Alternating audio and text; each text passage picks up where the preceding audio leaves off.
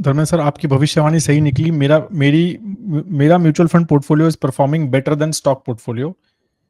मेरा ज्ञान धरा रह गया। नाउ मोर टिल्टेड टुवर्ड्स तुच्छ प्राणी अप्रोच।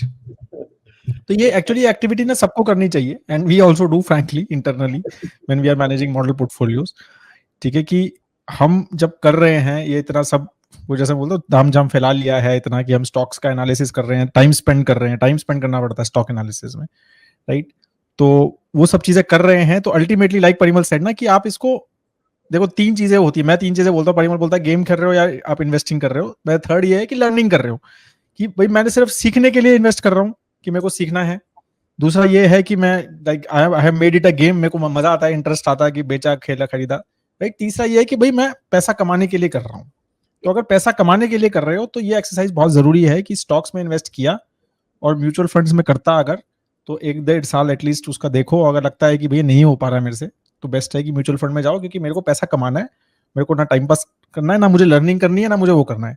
लर्निंग के लिए कर रहे हो फिर भी वो थोड़ा सा पैसा करो, उसमें भी ज्यादा इतना नहीं है कि बहुत ज्यादा करो, still you can do a very small part of it, 5-10% of your allocation. तो वैसा है। तो ये चीज, ये एक्टिविटी सबको करनी चाहिए।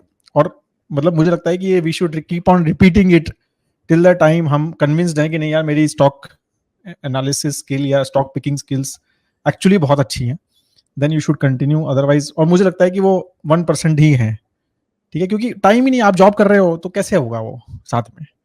मतलब हम 10-10, 12-12 लोग बैठ के करते हैं, तो हमसे तो इतनी मुश्किल से बीट हो रहे हैं, नहीं होती है मार्केट। तो एक अकेला तो मतलब बहुत मुश्किल है। मैं वही कह रहा हूँ, 1 in 100 can do it, 99 can not. See, अपना अल्टीमेट ऑब्जेक्टिव सिंपल होना चाहिए कि फाइनेंशियल गोल को अचीव करना है, बेंचमार्क को बीट करना है, कैटेगरी एवरेज को बीट करना है। If we are doing that by doing investing into stocks ourselves, there is no problem. अगर नहीं हो रहा है, let's accept that, let's find the solution. It's as simple as that.